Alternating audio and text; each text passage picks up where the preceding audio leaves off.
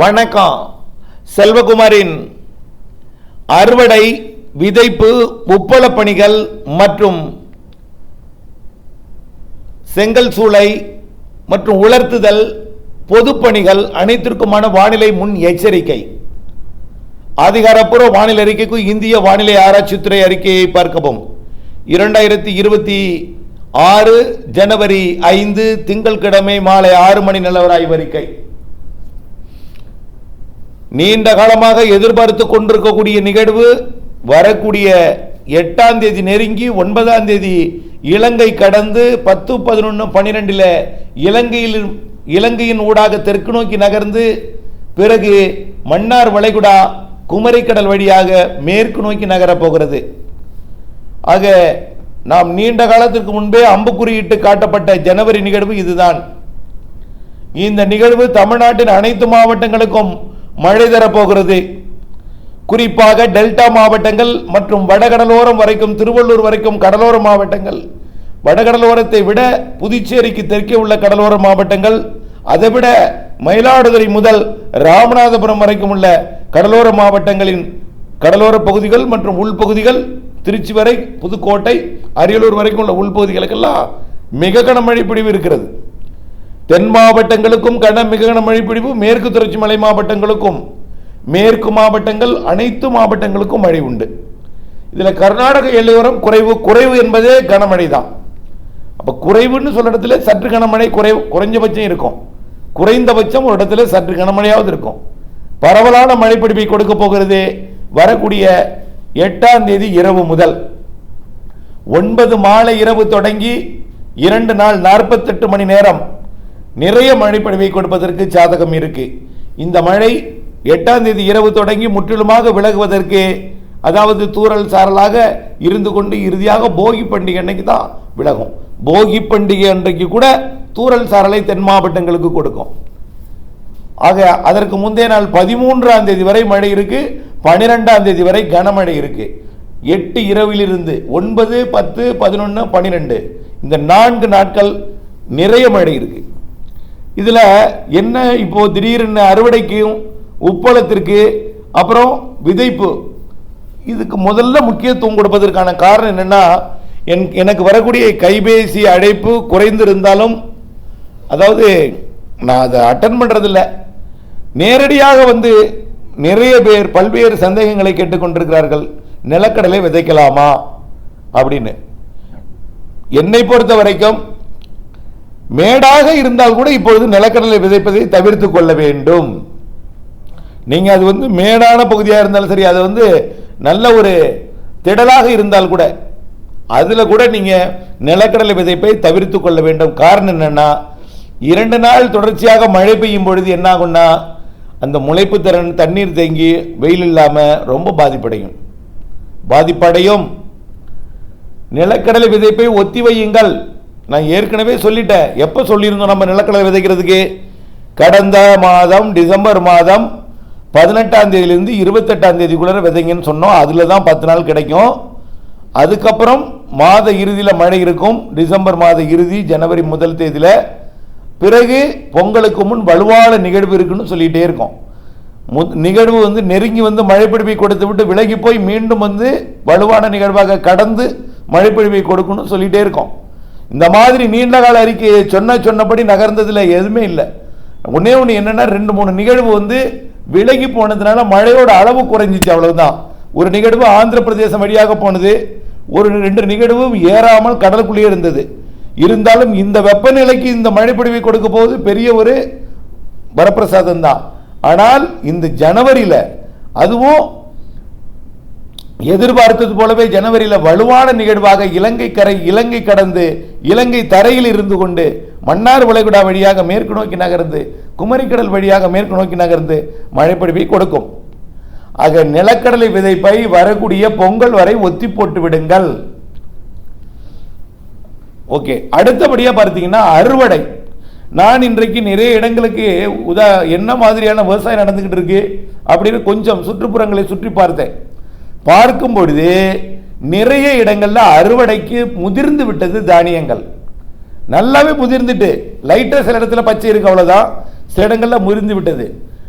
ஆக குறைந்த வயதில் அவர்கள் வயதுள்ள தானியங்களை நடவு பணி செய்திருப்பதாக தெரிகிறது. 100 நாள் 90 நாள் 110 நாளைக்குள்ளர அவர்கள் நடவு பணி செய்திருப்பதாக தெரிகிறது. நம்ம சொன்னோம் 130 நாள் நடுங்க, பொங்கலுக்கு மழை இருக்கு, ஜனவரியில் மழை இருக்கு, பொங்கலுக்கு முன்னாடியோ பின்னாடியோ இருக்கும், பொங்கல் நேரத்தில் கனமழை இருக்கு, அதனால வயது கூடுதல் உள்ள நெல் தானியங்களை நடுங்கன்னு சொல்லிட்டு இருந்தோம். ஆனால் இப்பொழுது இந்த மழை அந்த அறுவடை தானியங்களை பாதிக்கும் போல் தெரிகிறது. ஏற்கனவே தினசரி காற்று அடிச்சுட்டே இருக்கு. இப்போ டெல்டா மாவட்டத்தில் பார்த்தீங்கன்னா இலங்கை அருகே நீடித்து கொண்டிருக்கூடிய காற்று சுழற்சி, சுமத்ரா அருகே வரக்கூடிய அடுத்த சுழற்சி, இதெல்லாம் என்னச்சுன்னா காற்றோட மழை தான் பெய்ய போகுதுங்க. மழை காற்றோட தான் இருக்கும். அச்சப்பட வேண்டிய காற்றுனா புயல் காற்று கிடையாது. நெல் தானியங்களை சாய்க்கும் அளவுக்கு தான் காற்றே இருக்கும். காற்றுடன் தான் மழை இருக்கும். சரி, அதனால நமது நெல் முதிராமல் அறுவடை செய்ய முடியாது. ஏற்கனவே காற்றோட பெஞ்ச மழையினால, ஏற்கனவே காற்றோட பெஞ்ச மழையும் காற்று வெறும் மழை இல்லாத வெறும் காற்று வறண்ட காற்று வீசி என்ன ஆச்சுன்னா நெல் தானியங்கள் சாய்ந்து விட்டது, வயலோட படுத்துருச்சு, தரையோட படுத்து கிடக்கு.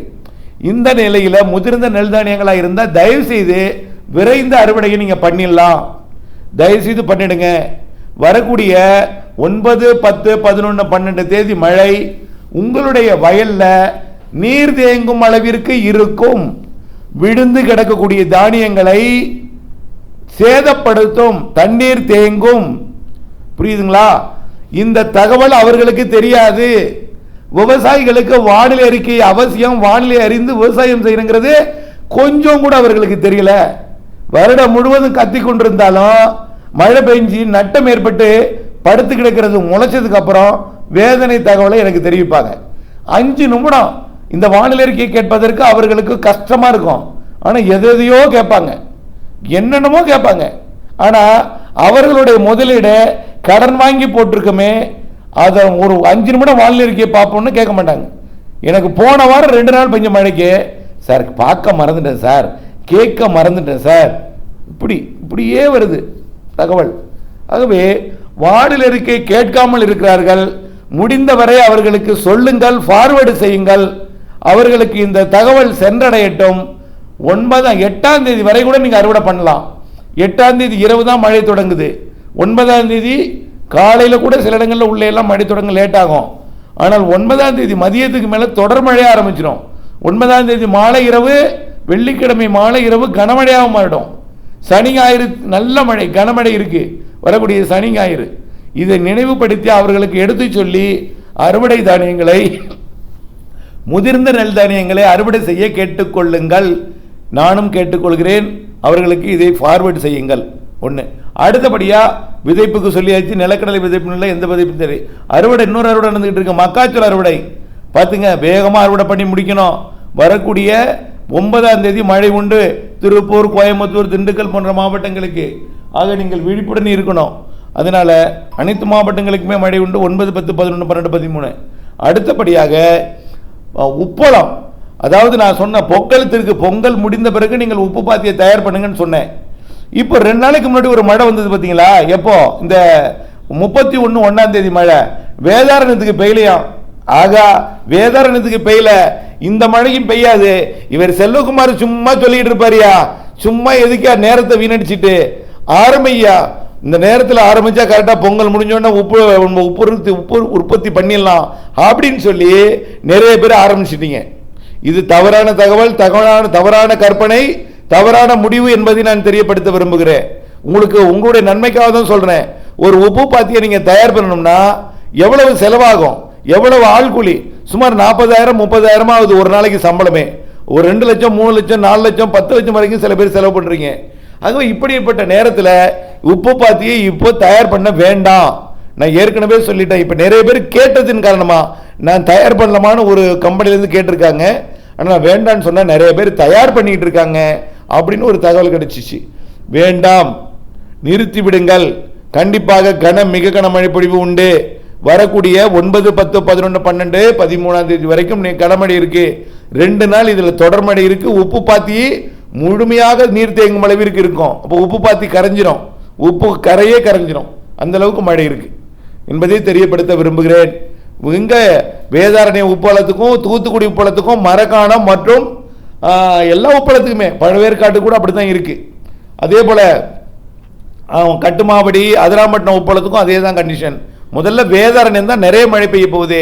வரக்கூடிய நிகழ்வு வட இலங்கை வரைக்கும் நெருங்கி வரும். அந்த நிகழ்வு வலுவான நிகழ்வாக வந்து நல்ல மழைப்பொழிவை கண்டிப்பாக வேதாரண்ய ஒன்றியம், நாகப்பட்டினம் மாவட்டம், திருவாரூர் மாவட்டம், தஞ்சாவூர், மயிலாடுதுறை, காரைக்கால், புதுக்கோட்டை, அரியலூர், கடலூர் தெற்கு இதெல்லாம் மிக கனமழை பொழிவு உண்டு என்பதை மீண்டும் மீண்டும் தெரியப்படுத்த விரும்புகிறேன். பொதுப்பணித்துறையினருக்கும் அதே போல தான். சாலை போடுறவங்க, தார் சாலை போடுறது, அப்புறம் மண் சாலை, எதாக இருந்தாலும் கட்டுமான பணி, பில்லர் குழி தோன்றது, அனைவருக்குமே இந்த தகவலை தெரியப்படுத்த விரும்புகிறேன். தெரிவிங்கள், ஃபார்வர்ட் செய்யுங்கள், இணைந்தே இருங்கள் அப்டேட்ஸுடன். நன்றி.